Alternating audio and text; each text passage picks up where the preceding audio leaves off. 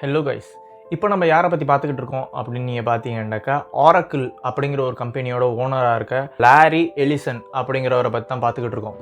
இதுக்கு முன்னாடி உள்ள வீடியோலாம் என்னத்தை பற்றி பார்த்துருக்கோம்னு பார்த்தீங்கன்னாக்கா இவரோட ஏர்லி ஸ்டேஜ் ஆஃப் லைஃப் எப்படி இருந்துச்சு, அவர் என்ன படிச்சிருக்காருங்கிறத பார்த்தோம். அது மட்டும் இல்லாமல் இவரோட லைஃப்பில் வந்து ஆரக்கிள் அப்படிங்கிற அந்த கம்பெனி வந்து உருவாச்சு, அது மட்டும் இல்லாமல் அது எந்த மாதிரிலாம் எடுத்துகிட்டு போனார் இவர் அப்படிங்கிறதையும் பார்த்தோம். இப்போ நம்ம இந்த வீடியோவில் என்ன பார்க்க போகிறோம்னு பார்த்தீங்கன்னாக்கா டெக் இண்டஸ்ட்ரியே இந்த கம்பெனியை வந்து அவர் டாமினேட் பண்ண வச்சிருக்காரு. டெக் இண்டஸ்ட்ரின்னாக்கா இந்த கம்பெனி தான், ஆரக்கிள் தான் அப்படிங்கிற ஒரு பேரை வந்து எடுத்துகிட்டு வந்தார். ஆனால் அதை எப்படி எடுத்துகிட்டு வந்தார் அப்படிங்கிறது தான் நம்ம இந்த வீடியோவில் பார்க்க போகிறோம். ஸோ உங்களுக்கு இது மாதிரி ஒரு பிராண்டோட இன்சைட்ஸ், பிராண்டோட டீட்டெயில்ஸ், பிராண்ட் எப்படி உருவாகுது, யார் உருவாக்கணும், உள்ள ஹிஸ்ட்ரி என்ன, அது மட்டும் இல்லாமல் ஒரு பிராண்ட் உருவாகணும் அப்படின்னாக்கா அதுக்கு வந்து மார்க்கெட்டிங் ஸ்ட்ராட்டஜிஸ்லாம் தேவை இல்லையா? ஸோ எந்த பிராண்ட் என்ன மாதிரி மார்க்கெட்டிங் ஸ்ட்ராட்டஜிஸ்லாம் யூஸ் பண்ணியிருக்காங்க அப்படிங்கிறதெல்லாம் நீங்கள் பார்க்கணுன்னு ஆசைப்பட்டீங்கன்னா மறக்காமல் இந்த சேனலை வந்து சப்ஸ்கிரைப் பண்ணிங்க. அது மட்டும் இல்லாமல் பெல் நோட்டிஃபிகேஷன் அழுத்திங்க. அப்போ தான் வந்து நீங்கள் ஆசைப்படுற அந்த வீடியோ வரும்போது உங்களாட்டையும் ஆன் டைமில் வந்து பார்க்க முடியும். ஸோ வாங்க எப்படி வந்து இவர் டெக் இண்டஸ்ட்ரியை வந்து டாமினேட் பண்ணாரு அப்படிங்கிறத வந்து நம்ம பார்ப்போம்.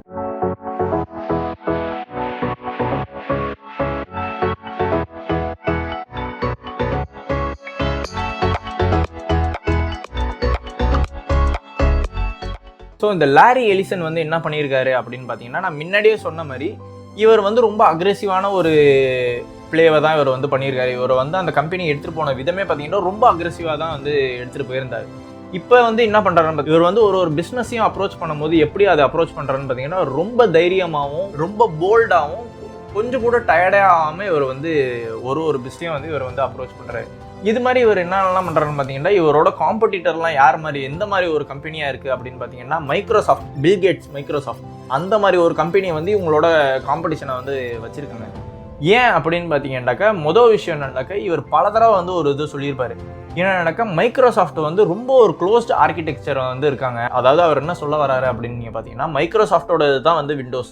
ஸோ இந்த மைக்ரோசாஃப்டோட ஆர்கிடெக்சர் வந்து எப்படி இருக்கும்னா, நீங்கள் விண்டோஸில் மட்டும்தான் அதை ஆப்ரேட் வந்து பண்ண முடியும் அப்படிங்கிற மாதிரி சில ரெஸ்ட்ரிக்ஷன்ஸ்லாம் வச்சுருப்பாங்க. ஆனால் இவர் வந்து அந்த மாதிரி இல்லாமல் இவர் என்ன பண்ணுறாருன்னு பார்த்தீங்கன்னாக்கா மைக்ரோசாஃப்ட்டில் யூஸ் பண்ணிக்கலாம், லினக்ஸில் வந்து யூஸ் பண்ணிக்கலாம், ஆப்பிளில் வந்து யூஸ் பண்ணிக்கலான்னு ஒரு ஓப்பனாக இவர் வந்து அவரோட சிஸ்டத்தை வந்து வச்சுருக்காரு. நிராயுத பாணியா நின்னா.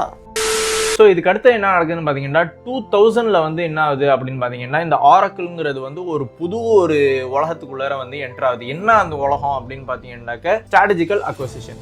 ஸ்ட்ராட்டஜிக்கல் அக்வசிஷன்னா என்னன்னாக்கா ஒரு கம்பெனி இன்னொரு கம்பெனி இருக்குது பார்த்தீங்களா, ஈக்குவலாக இல்லை அதை விட ஒரு நல்ல ஒரு கம்பெனி, இது நல்லா பண்ணும் அப்படிங்கிற ஒரு நம்பிக்கை இருக்கிற ஒரு சின்ன கம்பெனி, அவங்க கம்பெனியை விட ஒரு ஷார்ட் ரேஞ்சில் இருக்கிற கம்பெனியை வந்து என்ன பண்ணுவாங்கன்னு பார்த்தீங்கன்னா, இன்னொரு கம்பெனி வந்து அந்த கம்பெனியை வந்து வாங்கி என்ன பண்ணணும்னு பார்த்தீங்கன்னா, இவங்களோட பிஸ்னஸ் ப்ராசஸ் வந்து இவங்களோட பிஸ்னஸ் மாடல் வந்து எப்படி போய்கிட்டு இருந்துச்சோ அந்த பிஸ்னஸ் மாடலை வந்து இவங்க கம்பெனி பேர்லேருந்து வந்து யூஸ் பண்ணிக்குவாங்க.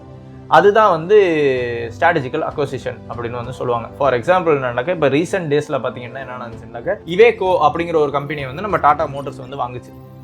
ஸோ அது மாதிரி ஒரு கான்செப்ட் தான் அது. அப்படின்னா நம்ம இவேக்கோட ட்ரக்கு இந்த மாதிரி கமர்ஷியல் வெஹிக்கிள்லாம் இப்போ வருது அப்படின்னு பார்த்தீங்கன்னா அதோட ரெவன்யூஸ்லாம் யார்கிட்ட போகும் அப்படின்னு பார்த்தீங்கன்னா ஆட்டோமேட்டிக்காக நம்ம டாடா மோட்டர்ஸ் தான் போவோம் இல்லையா?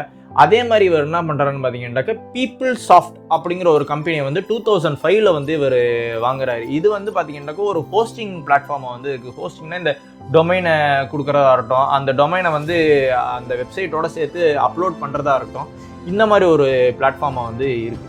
அதுக்கு அடுத்தது வந்து என்ன பண்ணுறாரு அப்படின்னு பார்த்தீங்கன்னா வேற ஒரு கம்பெனியை வாங்குறாரு. அது என்ன கம்பெனி அப்படின்னு பார்த்தீங்கன்னா சீபல் சிஸ்டம்ஸ் அப்படிங்கிற ஒரு கம்பெனியை வாங்கியிருக்காரு. அது மட்டும் இல்லாமல் BEA சிஸ்டம்ஸ் அப்படிங்கிற ஒரு கம்பெனியை வாங்கியிருக்காரு. அது மட்டும் இல்லாமல் JD எட்வர்ட்ஸ் அப்படிங்கிற ஒரு கம்பெனியை வாங்கியிருக்காரு. ஸோ இதெல்லாம் வந்து எந்த அளவுக்கு ஒரு தாக்கத்தை ஏற்படுத்துச்சோ, ஆனால் அது வந்து பெரிய ஒரு ஆரக்கிளுக்கு வந்து ஒரு பூம் கொடுத்துருச்சா. சரி ஓகே, இந்த ஒரு 3-4 கம்பெனியை வாங்கிருச்சுப்பா, இந்த 3-4 கம்பெனியை வாங்கினதுனால இப்போ டெக் இதுலேயே டாப்புக்கு போயிருச்சா அப்படின்னா கிடையாது. அவங்க பண்ண ஒரு பெரிய பர்ச்சேஸ் இருக்குது. அந்த பர்ச்சேஸ் எவ்வளோ அப்படின்னு பார்த்தீங்கன்னா, அதாவது ஷாப்பிங் போகிற மாதிரி தான் ஒரு பெரிய கம்பெனியை வந்து வாங்கியிருக்காங்க. என்ன கம்பெனி எவ்வளோக்கு வாங்கியிருக்காங்க அப்படின்னு பார்த்தீங்கன்னா $7.4 பில்லியன் வந்து ஒரு கம்பெனியை வந்து வாங்கியிருக்காங்க. இது எப்போ வாங்கியிருக்காங்கன்னு பார்த்தீங்கன்னா 2010. அதாவது பீப்புள் சாஃப்ட் வந்து 2005 வாங்கினாங்க பார்த்தீங்களா, அதுலேருந்து ஒரு 5 வருஷத்தில் என்ன பண்ணியிருக்காங்க பார்த்தீங்கன்னா ஒரு பெரிய கம்பெனியை வந்து வாங்குறாங்க. என்னடா இந்த ஒரு பெரிய கம்பெனி அப்படின்னு பார்த்தீங்கன்னா, என்னையா ஓவரா பேசுறானே தவிர பாம்ப வெளிய விட மாட்டேங்கிறானே. சன் மைக்ரோ சிஸ்டம் அப்படின்ட்டு ஒரு கம்பெனி இருக்குது. இந்த சன் மைக்ரோ சிஸ்டம்ங்கிற தெரியாதவங்களுக்கு வந்து நான் சொல்கிறேன். இப்போ எப்படி நம்ம வந்து இந்த மைக்ரோசாஃப்ட்னு நம்ம அதிகமாக சொல்கிறோம், அதாவது விண்டோஸ் கம்ப்யூட்டர், விண்டோஸுங்கிறது தான் இப்போ மைக்ரோசாஃப்ட்டுங்கிறத விட விண்டோஸுங்கிறது தான் நம்ம அதிகமாக யூஸ் பண்ணுறோம் இல்லையா?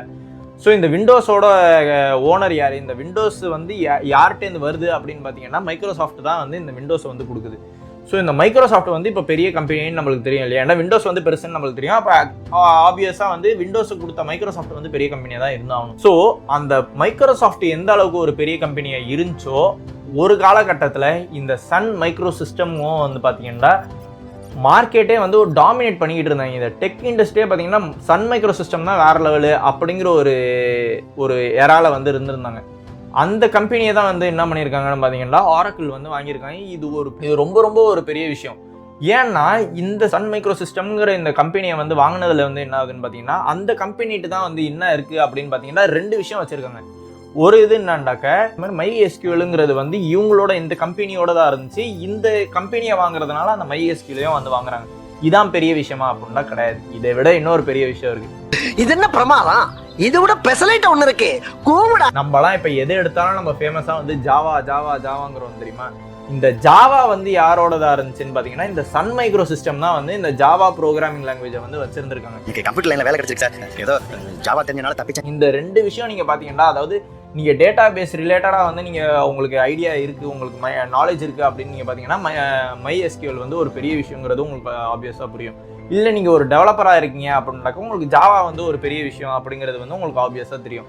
ஆனால் இந்த 2 விஷயமும் பார்த்தீங்கன்னாக்கா அந்தந்தோட ஃபீல்டில் பார்த்தீங்கன்னா ஒரு பெரிய பெரிய விஷயமா இருந்திருக்கு. அது வந்து சன் மைக்ரோ சிஸ்டம் தான் வந்து வச்சுருந்துருக்காங்க. அந்த கம்பெனியை வந்து இவங்க வந்து வாங்குறாங்க. நம்ம லாரி எலிசன் வந்து என்ன பண்ணுறாருன்னு பார்த்தீங்கன்னாக்கா அடுத்த ஃபியூச்சர் வந்து என்னென்னா எப்படி நம்மளுக்கு முன்னாடி வந்து பார்த்தீங்கன்னா டேட்டா பேஸ் தான் ஃபியூச்சர் அப்படிங்கிறத இவர் புரிஞ்சுக்கிட்டு அதுக்கேற்ற மாதிரி ஒர்க் பண்ணாரோ, இப்போ அதுக்கடுத்து என்ன பண்ணுறாருன்னு பார்த்தீங்கன்னா க்ளவுட் கம்ப்யூட்டிங் தான் இப்போ அடுத்த ஃபியூச்சர் அப்படின்னு சொல்லி அதுக்கேற்றதா இவர் வந்து ஒர்க் பண்ண ஆரம்பிக்கிறார். இவர் வந்து அதுக்கு ரிலேட்டடாக ஒர்க் பண்ணும்போது ஸ்டார்டிங் என்ன ஆகுது அப்படின்னு பார்த்தீங்கன்னாக்கா பல பேர் வந்து இதை வந்து கிரிட்டிசைஸ் வந்து பண்ணியிருக்காங்க. என்னது இப்போ க்ளவுடு கம்ப்யூட்டிங், அது என்ன க்ளவுடு, அது என்ன கம்ப்யூட்டிங்னு ஸ்டார்டிங் ரொம்ப ரொம்ப ஏர்லி ஸ்டேஜில் நான் சொல்கிறேன். இது வந்து பல பேர் வந்து கிரிட்டிசைஸ் பண்ணியிருக்காங்க. அதெல்லாம் உருப்படாது, இதெல்லாம் சரிப்பட்டு வராது, இதெல்லாம் ஏதோ கம்பெனி வந்து நஷ்டமாக போகுது அப்படிங்கிற மாதிரி பல பேர் வந்து இதுக்கு இல்லை சரி வராது அப்படிங்கிற மாதிரி சொல்லியிருக்காங்க.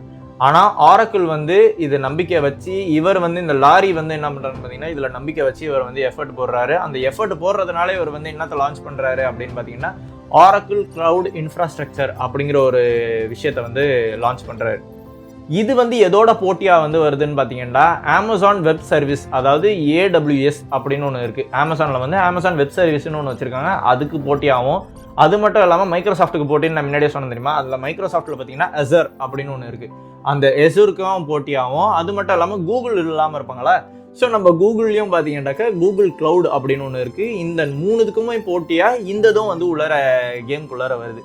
இந்த இது பார்த்தீங்கன்னா ஒரு ரொம்ப ரொம்ப ஒரு கஷ்டமான ஒரு ஃபீல்டு. ஆனால் நம்ம ஆரக்கிளோட ஒரு ப்ளஸ் பாயிண்ட் என்னன்னா அவர் ஸ்டார்டிங் எடுத்த ஒரு முடிவு தான் என்னன்னாக்கா டேட்டா பேஸ் தான் முக்கியம் அப்படின்றாரு. பார்த்தீங்களா, இந்த டேட்டா பேஸ் தான் வந்து என்ன பண்ணுதுன்னு பார்த்தீங்கன்னா ஆரக்கிளை வந்து இந்த ஃபீல்டை ரொம்ப ஸ்ட்ராங்காக வந்து ஆக்குது. அது மட்டும் இல்லாமல் ஒரு ஸ்டெப் மேலேயும் எடுத்துகிட்டு போகுது.